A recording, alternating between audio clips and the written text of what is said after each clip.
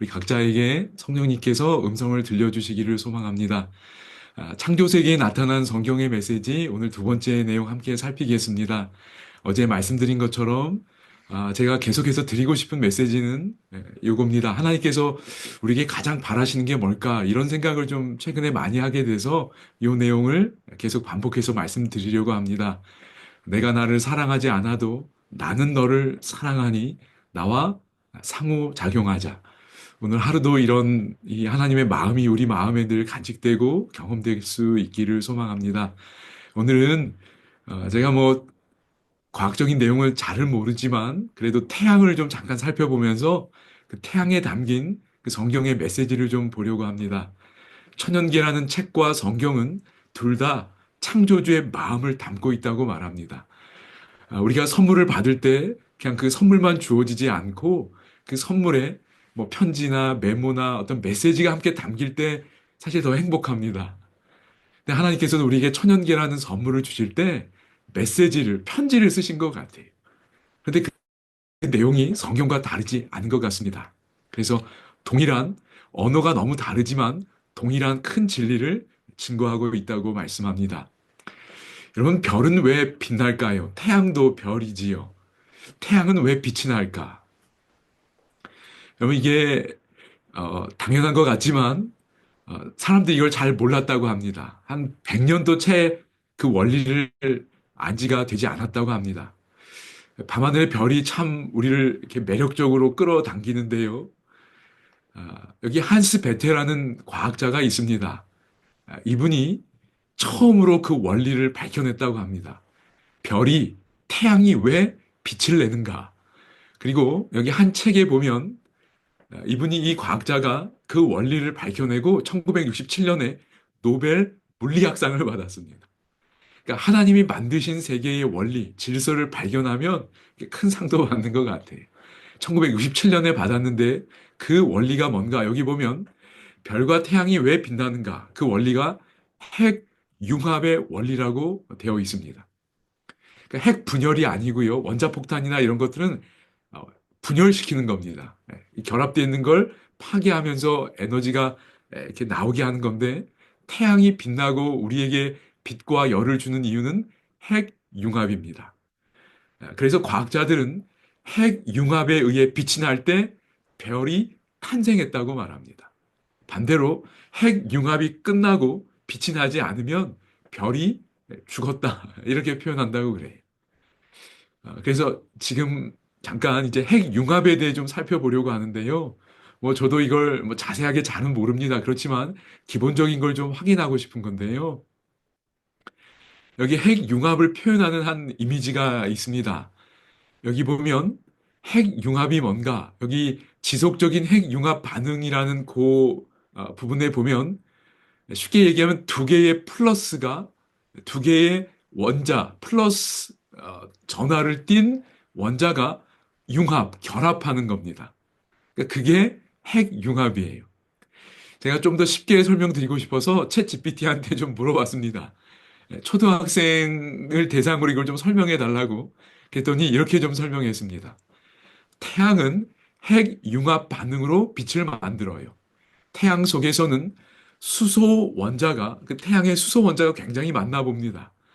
그 수소 원자가 서로 합쳐져서 뭐가 되냐면 헬륨 원자로 바뀝니다. 그리고 그렇게 바뀔 때 엄청난 빛과 열이 나온다고 설명합니다. 그런데 제가 이제 이걸 질문했습니다. 두 개의 플러스가 결합한다고 들었는데 이 부분 설명 부탁해요. 제가 이렇게 질문했습니다. 그랬더니 이렇게 대답해 줬어요. 좋은 질문이에요. 두 개의 플러스가 결합한다는 건 핵 융합 반응에서 무거운 원자 핵들이 서로 가까워져 결합한다는 것을 말해요. 하지만 여기서 중요한 점은 두 원자 핵이 양성자라는 플러스 전하를 가지고 있다는 거예요. 그러니까 수소 원자 핵이 플러스 전하를 두 개가 띄고 있는데 이게 결합하는 겁니다. 근데 아시는 것처럼 우리 자석 생각하면 쉬울 것 같은데요. 같은 극이면 서로 밀어냅니다. 당기지 않지요. 그러니까 원래는 결합할 수 없는 겁니다. 그래서 원래 두 개의 플러스는 서로 밀어내려 한다는 거예요. 양성자들은 같은 플러스 전하를 가지고 있어서 자석의 같은 극끼리 밀어내듯이 서로 밀어내려는 힘, 정전기적 반발력이 작용한다는 겁니다. 그래서 두 개의 플러스가 자연스럽게 결합하려면 이게 어떤 엄청난 에너지가 필요하다는 겁니다. 그래서 여기 보면 아주 높은 온도와 압력이 있어야 밀어내는 힘을 이기고 가까이 붙는 겁니다. 그러니까 그런 일이 태양, 좀 있으면 이제 태양이 뜰 텐데요. 그게 계속 일어나는 겁니다. 그 태양의 가운데 부분에서 이런 일이 계속 일어나는 거예요. 그 다음에 두 번째는 강한 힘이 작용합니다. 여기 보면 양성자들이 정말 가까이 붙으면 밀어내려는 힘보다 더 강한 힘이 작용한다고 합니다. 이걸 핵력이라고 부른대요.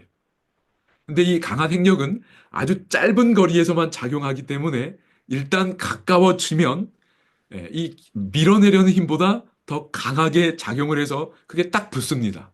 그러면서 헬륨이라는 새로운 어떤 원자가 만들어지는 것 같아요. 그리고 그 사이에서 빛과 열이 나오는 겁니다. 그러니까 이런 핵 융합의 원리 속에서 빛과 열을 만들어냅니다. 그게 태양입니다. 이걸 발견했고 노벨 물리학상을 받았어요. 여러분, 저는 그런데 여기에 하나님의 마음이 담겨 있다고 생각합니다.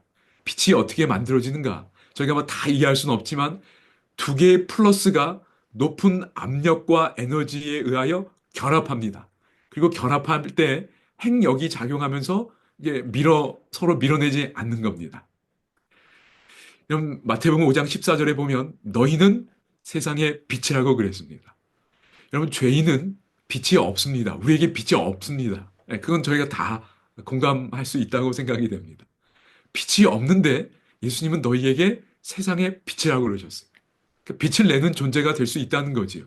이게 어떻게 가능한가? 여기 산상보훈에 보면 이 구절을 설명하면서 이런 표현이 나옵니다.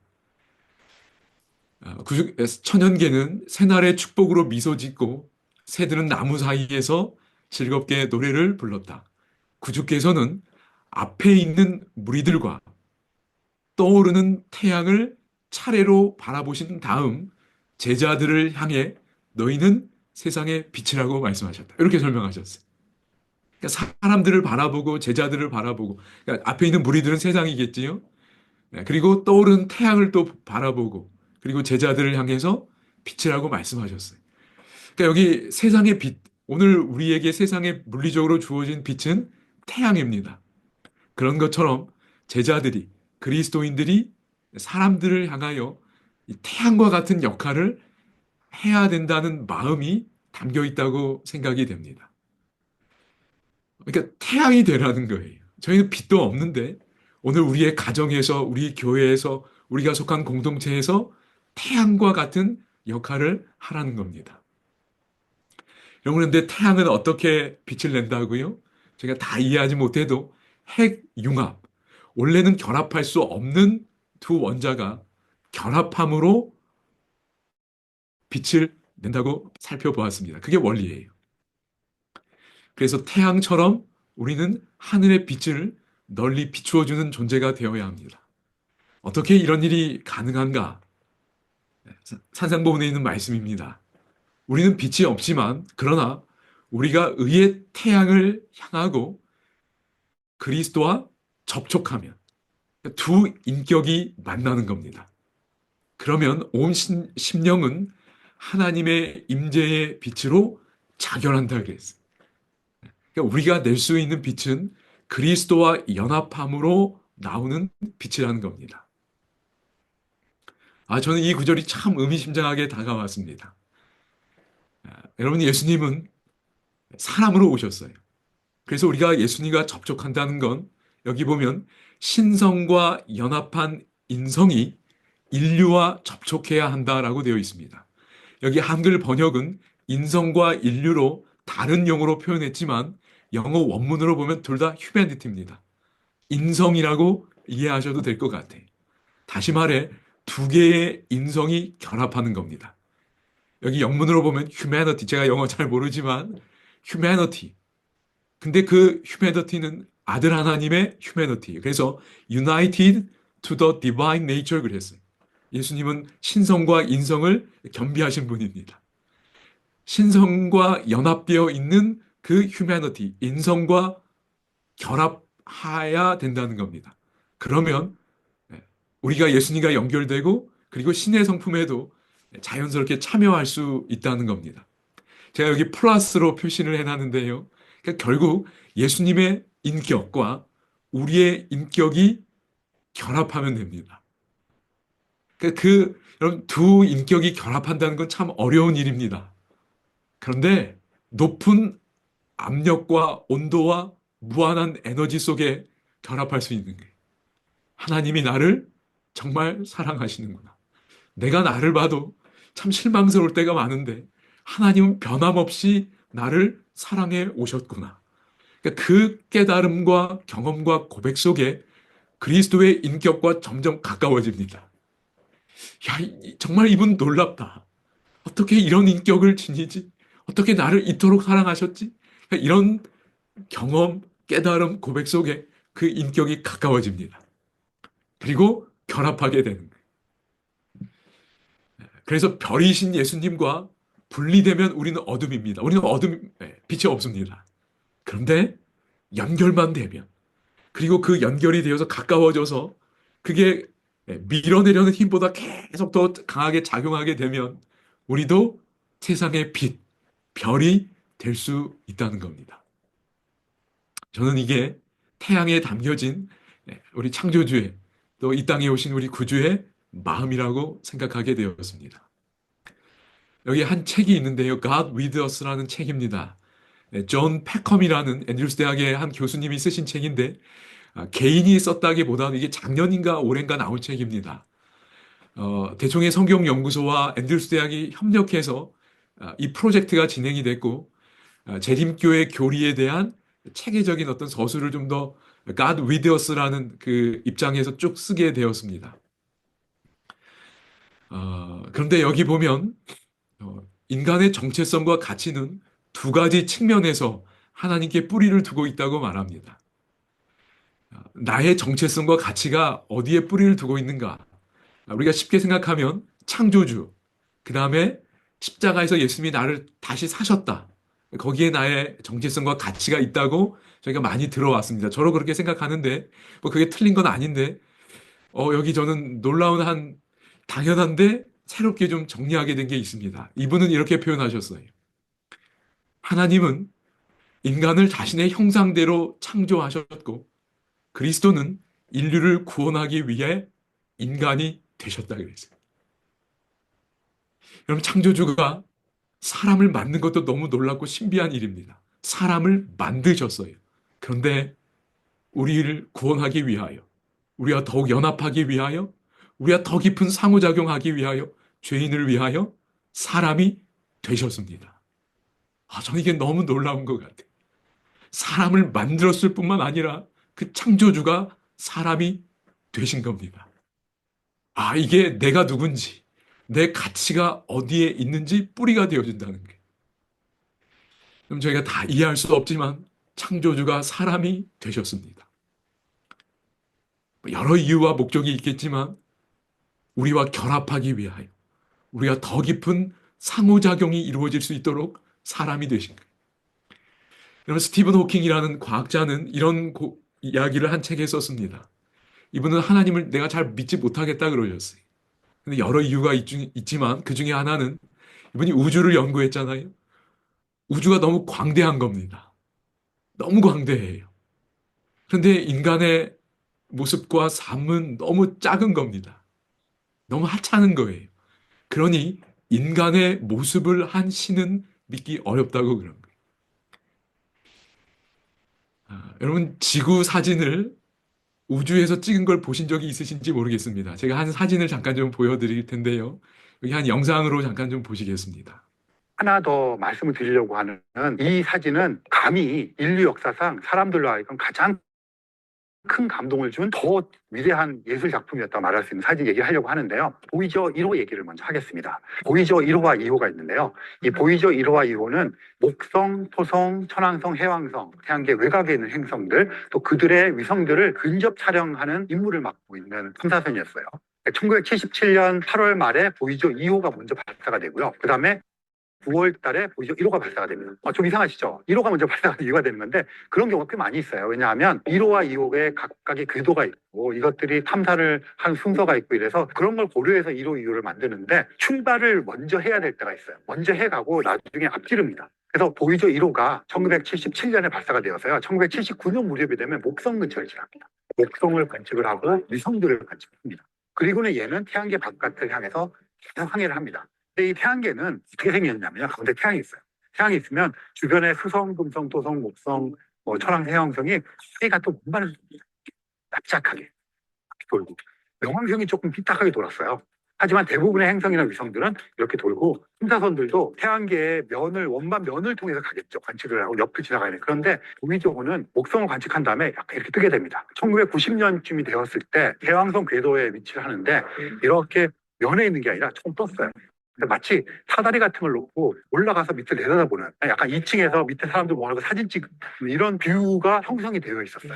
그래서 칼 세이건이 태양계 사진을 찍자고 제안을 합니다. 더 멀리 가면 지구가 너무 어두워서 보이저호의 카메라로 지구가 안 담겨요. 더 멀리 가기 전에 카메라를 태양계 안쪽으로 돌려서 태양계 가족 사진을 찍자고 제안을 합니다. 극심한 반대에 부딪힙니다. 과학자들이 반대해요. 엔지니어 반대해요. 왜 그러냐면 태양을 찍는 거랑 별을 찍는 기는 완전히 다릅니다. 별은 찍는 기계를 태양에 갖다 놓으면 이게 터져버려요. 금방 고장나버려요. 태양이 비록 멀지만 그래도 압도적으로 밝은 천체잖아요. 그래서 이 기기가 고장을 났다가 그래서 칼 세이건이 그런 것이 고장나지 않게 다 계산해가고 설득을 합니다. 드디어 1990년 2월 14일 날 발렌타인데이 때 이 카메라를 안쪽으로 돌려서 태양계 가족 사진을 찍습니다. 토성은 태양에 너무 가까워서 구분이 안 될 정도로 쳐버렸고 화성은 이미 지구보다 멀잖아요. 무거워서 안 찍힙니다. 해왕성과 천왕성은 찍히긴 찍힌데 이렇게 흐르면서 찍힙니다. 그럼에도 불구하고 태양계 가족 사진을 드디어 완성을 합니다. 그때 찍힌 지구의 모습이 있어요. 1990년 2월 14일 날 보이저 1호가 찍은 사진인데요. 그 사진에 한 픽셀도 안 되는 점이 찍힙니다. 지구가. 네, 여러분, 여기 지금 보이는 요 점, 이게 우리 지구입니다. 여러분, 이것도 태양계 바깥에, 그러니까 태양계 끝에서 찍은 사진입니다. 그러니까 태양계 안에서 본 지구예요. 그러니 그럼 태양도 사실 이 전체 우주에 비하면 정말 점의 점도 안 됩니다. 그냥 이렇게 지워도 뭐 티도 안 나는 건데 태양계 안에서만 봐도 이 지구가 이렇게 작습니다. 이걸 약간 보정한 게 이 사진입니다. 여기 저희가 지금 살고 있습니다. 여기에 70억, 80억 되는 인구가 이렇게 살고 있어요. 사실 이 밖에서 보면 아무 차이도 나지 않은데 서로의 차이 때문에 이렇게 다투고 싸우고 하는 게 참 너무 안타깝지요. 그럼 어쨌든 정말 점에 점도 안 되는 존재입니다. 그럼 그러니 우리가 얼마나 작은 존재라는 걸 다시 한번 느끼게 되지. 그런데 하나님이 이 땅에 오신 거예요. 이 온 우주 만물을 만드신 하나님이 창조주가 되셔서, 사람이 되셔서 이 땅에 오신 겁니다. 우리를 구원하기 위하여, 그리고 사람이 되셔서 우리와 연결되고 우리와 상호작용하기 위하여 이 땅에 오셨다고 믿습니다. 내가 나를 사랑하지 않아도 나는 너를 사랑하니 나와 상호작용하자. 여러분, 이것이 사람이 되신 창조주의 마음이라고 저는 믿습니다. 네, 한 책에 보면 성육신 사건을 이렇게 표현했어요. 하나님이 인간이 되셨고 신의 아들이 유대인이 되셨다. 전능자가 무력한 아기로 지상에 나타나셨다. 할 줄 아는 일이라곤 누워서 말똥말똥 바라보며 꼼지락거리고 소리를 내는 것뿐이었다. 다른 모든 아이처럼 누가 먹여주고 기저귀를 갈아주고 말을 가르쳐야 했다. 하나님의 아들이 실제로 유아가 되셨다. 생각할수록 머리가 아찔해진다. 그 어떤 픽션에도 이 성육신의 진리만큼 기상천외한 요소는 없다 그랬어. 여러분, 하나님께서 이 땅에 오신, 사람으로 오신 이 놀라운 사건 속에 우리와 상호작용하고픈 그분의 인성과 우리의 인성이 연결되기를 바라시는 간절한 마음이 담겨 있다고 믿습니다. 이 연결이 이루어지면 우리도 빛이 되는 겁니다. 다른 방법으로는 빛이 될 수 없는 것 같아요. 우리 스스로가 착한 일을 하는 게 아니고 예수님과 연결돼야 돼요. 그분의 마음과 그분의 인격과 그분의 삶에 우리가 온전히 점점 더 가까워지고 연합할 때 우리도 빛이 될 수 있다고 믿습니다. 여러분, 우리의 인생 속에 참 힘든 경우들이 참 많이 있습니다. 제가 이렇게 연수원에 있으면서 이렇게 오시는 분들에게 간증을 드릴 기회들이 좀 있습니다.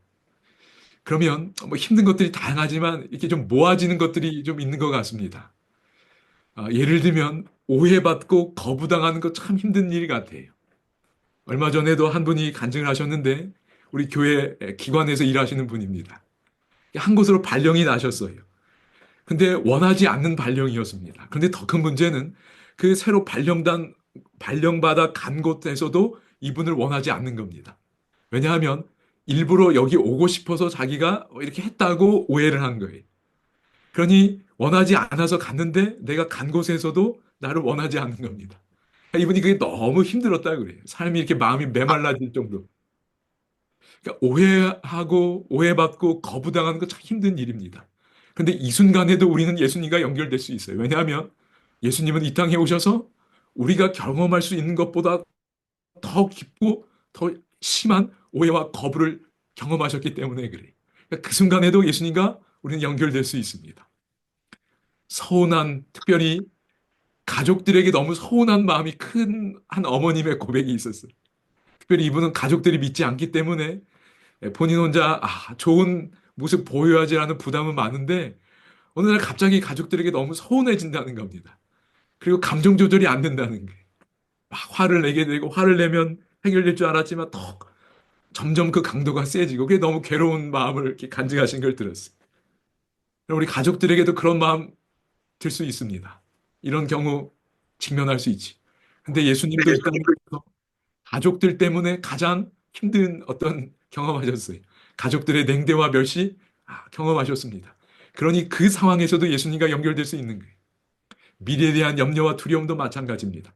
예수님도 십자가에서 앞이 보이지 않으셨어요. 하루 앞이 보이지 않으셨습니다. 상처와 미움, 우리도 겪을 수 있지요.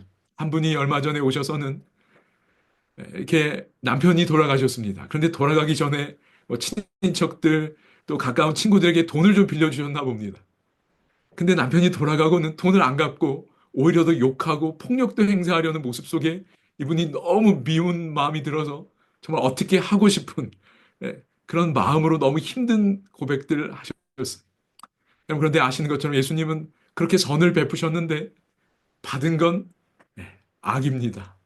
배반과 그런 미움 오히려 그렇게 받으시고 그러나 예수님은 아시는 것처럼 그들을 사랑하고 끝까지 용서하셨어요. 그리고 그 용서의 기도를 하셨지. 그러니까 우리가 어떤 상황에 있든 예수님은 그 모든 길을 앞서 가셨습니다. 그리고 우리가 성령님을 통하여 그 예수님과 연결될 수 있다고 믿습니다. 그럴 때 우리는 새로운 마음, 빛으로 우리의 마음이 불타오를 수 있다고 믿습니다. 오늘 마지막 구절입니다.